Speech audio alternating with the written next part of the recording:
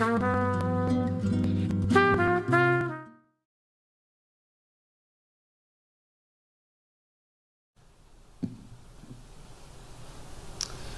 right, can you hear us at all? Just want to double check our audio. Yes, I can hear you just fine. All right. Thank you. It's great to join you virtually. That sounds great. You'll notice we're also sending you a feed, and you should be able to see a couple different camera angles. If you want to right click and pin those, that way you can always make sure to be viewing the room in those cameras. That would be great. How do I do that? I'm sorry. What do you want me to do? You're just going to right click on the image of the two. What, pin? Yep, and then you just pin it. Okay. And there you go. And then we've got maybe about 30 seconds before we go live on our live stream. So we've got some friends here that will kick off our event. So just hang tight with us.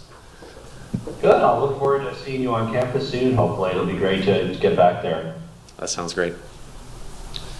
All right, Jerome, whenever you're ready.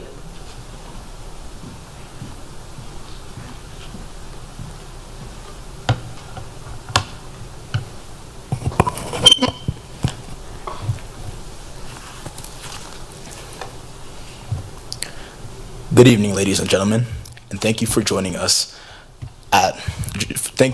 the Student Government Association at the University of Colorado Springs for this special event.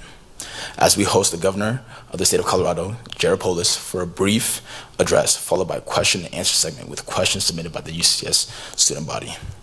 Thanks go out to UCCS Chancellor Venkat Reddy, Associate Vice Chancellor for Student Affairs Kimberly Geyer, for being here this evening. Additionally, we'd like to thank CU Regents that are in attendance tonight, as well as CU system representatives.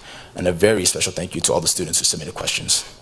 Props to the event services and production crew for their part in allowing for tonight's event to be live streamed. My name is Jerome Frimpong, and I'm a senior majoring in accounting and computer science. I'm also the Student Government Center of Business here at UCS.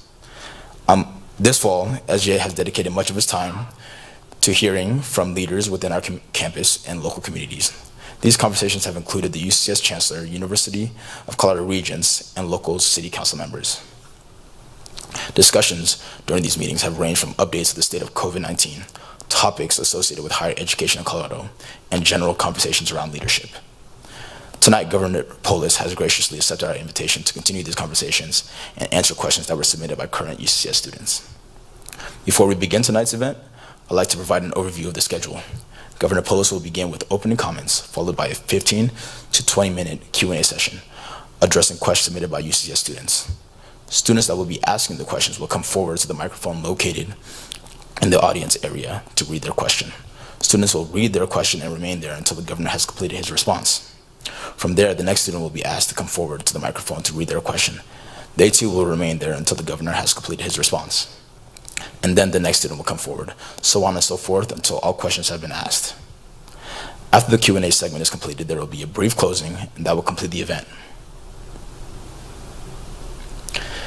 And now, it is my great honor to welcome to our campus, Colorado Governor Jared Polis.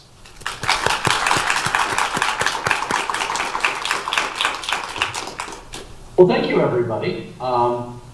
Would you like me to speak now? Yes, please. Great. Well, good to see everybody. I can't wait to join you in person. Go Mountain Lions. You have a beautiful campus there, and I look forward to getting back in person again. Thank you for hosting me virtually for this. It's fun to be able to meet with folks from my home. And obviously, this is a very hopeful time with our schools back, and of course, as members of the University of Colorado Springs student government and student body, you're very important leaders statewide for El Paso County. And I know that it's been difficult, especially last school year with COVID-19 and the protocols that were taken on campus. Hopefully this year is a bit better. We're doing well with our vaccination rate in Colorado, which bodes well for the end of the pandemic here, with the life-saving vaccine making its way across Colorado. Nearly 80% of Coloradans have at least gotten one dose, and I'm proud to say it's even higher in the University of Colorado system, which is why in many communities, including yours, in many ways our universities are almost islands of safety. They're safer than their surrounding communities because of the high vaccination rate. We are very excited to be launching soon vaccination program for age 5 to 11. Obviously, none of them have the vaccine now, so we'll be very excited about being able to protect kids. I have a 10-year-old and a 7-year-old, so I'm personally excited. I also want to highlight during this last legislative session, we made historic investments to jumpstart our economy, prepare our workforce. That includes $50 million for scholarships for students that got some college credits, but no degree. And that's kind of the worst deal of all, because if you don't go to college, maybe you get a certificate or a skill and you're able to work and earn money. If you go to college and get a degree, your earning potential is like $1 million more over your life. But if you go to college for like a year and a half and you leave, you have the debt and cost of college, but you don't have any increased earning potential. So we're really trying to get students that are part of the way there to an associate's degree or a bachelor's degree so that they can benefit from the time they've spent learning. We also have created a working group to improve the FAFSA completion rates. We know that FAFSA is an important part of financial aid and access for many students, and we want more students to complete it. Next week, I'm releasing my budget, which outlines important investments in higher ed in detail, including our work on expanding FAFSA. But, it's an exciting time, frankly. There's a lot of innovation that can occur in a time of change, and you're at the heart of that innovation. Universities and our state got a lot of one-time funds from the federal government for pandemic recovery. And how we deploy those one-time funds, it doesn't affect programs year after year. We have to spend it all within 2 years, but we can really make transformational investments in higher education. Just today, I met with our higher education commissioners, our college presidents on that very topic about how we can really leverage this opportunity for the next year or two in these funds to create lasting improvements in aligning higher ed better with the workforce, making college more affordable, and really making it more responsive to changes in the private sector. I'm excited to hear from all of you. Happy to take some questions. Thank you, Governor Polis. Let's give him another round of applause.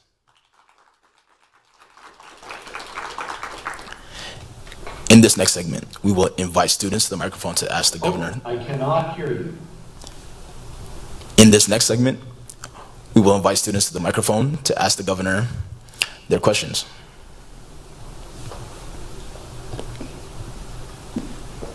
Hello, Governor Polis. My name is Aiden Clark, and I am the current SGA Speaker Pro Tempore. Before I ask my question, I just wanted to congratulate you on getting married this past month. That's a huge accomplishment.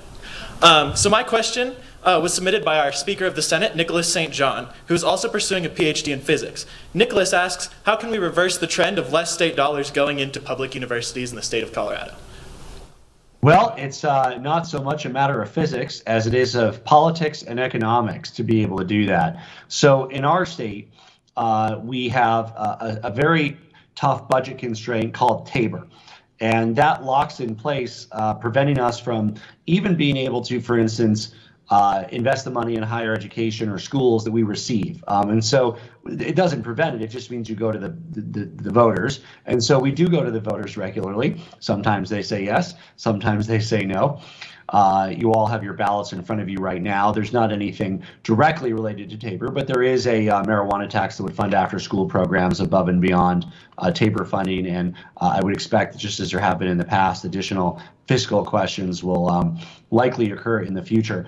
Within the context of the current budget, we want to do everything we can to maximize investment in making college and community college more affordable. We have a goal of increasing the number of Coloradans that get some post-secondary certificate, associate's degree, or bachelor's degree. They all count. And we also are looking at not leaving federal money on the table for student aid. And to do that, we need to increase FAFSA completion rates and then try to fill any gaps between what tuition costs and what people are getting with Pell Grants and student loans. Thank you so much. Thank you for your response, Governor. Now we will move forward to the second question.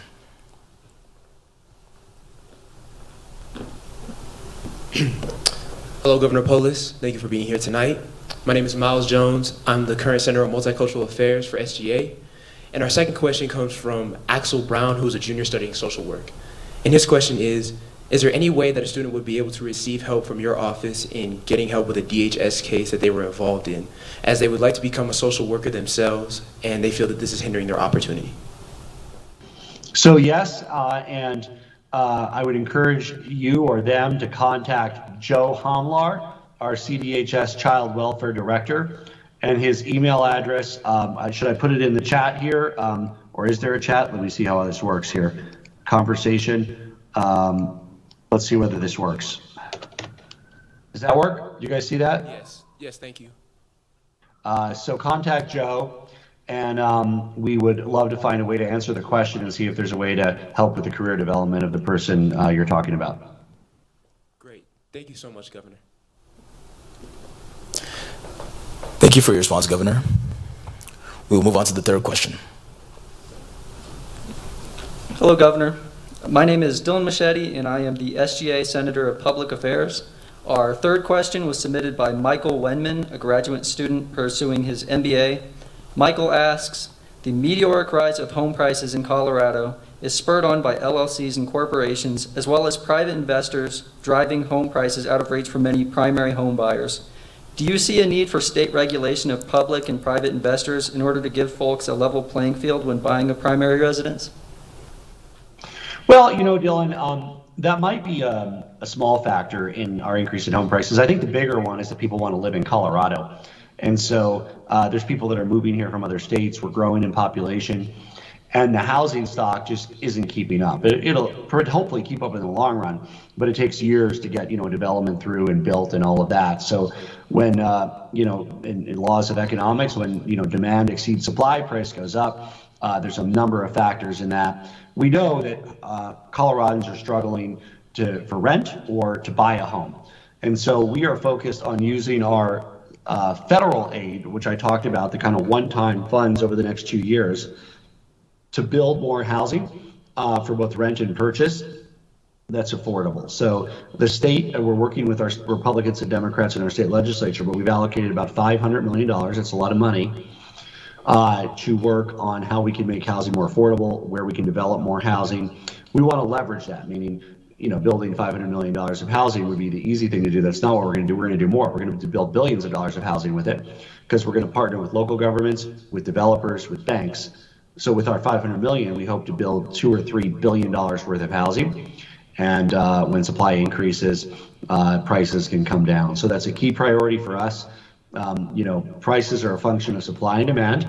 You don't want to reduce demand because we want Colorado to be a great place to live. If nobody wanted to move here, there's places in our country where you can buy a home for $80,000, a nice home, but it's because people don't want to live in those communities.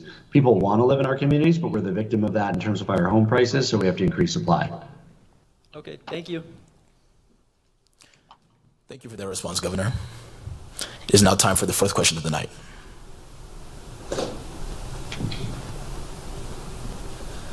Hello, Governor Polis. My name is A.J. Bailey, and I am a senator at large.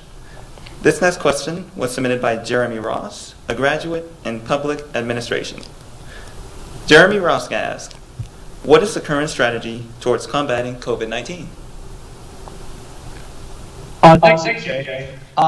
The main change from where we were, almost 2 years ago when this first hit, March of 2020, a year and 8 months ago, is that we now have a highly effective, safe vaccine. Hopefully, all of you have been vaccinated. I shared some pretty remarkable data today, just in Colorado during the Delta variant outbreak, which is July through now, so the last 4 months.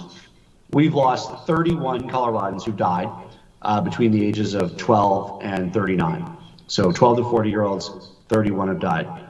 Of those, 30 of them were unvaccinated, and the only one who died who was vaccinated was somebody with a terminal condition anyway, and was severely immunocompromised.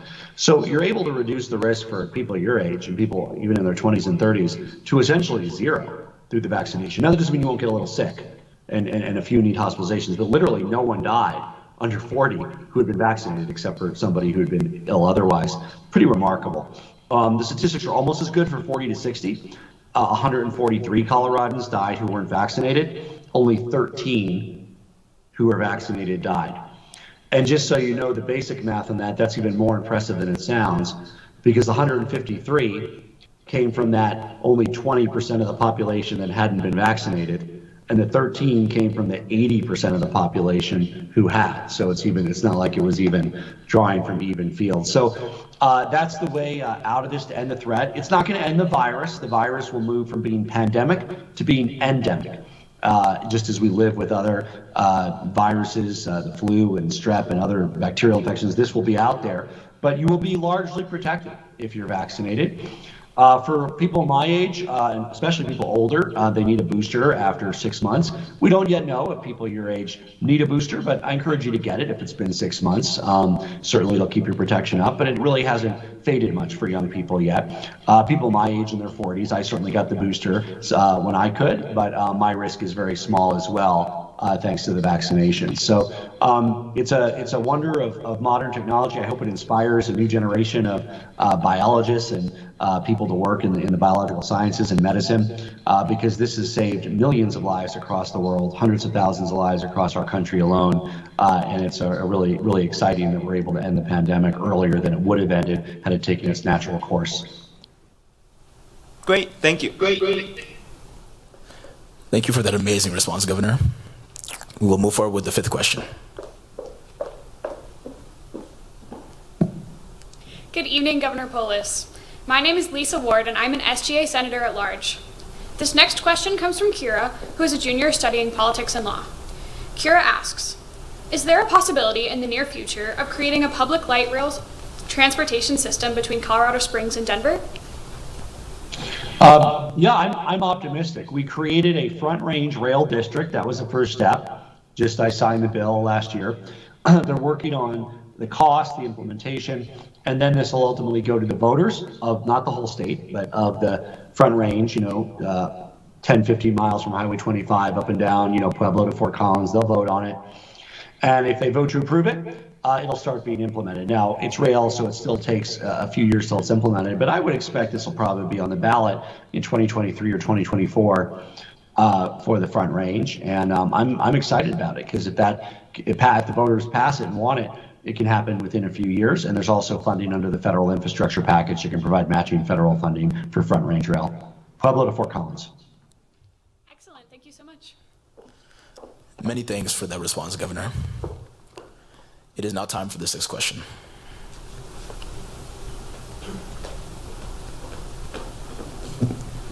Hello again, Governor. So the sixth question comes from a senior, Travis Griffin, who is studying psychology and media studies. And Travis asks, if you could have changed one thing with your health communication campaign during the pandemic, what would it be?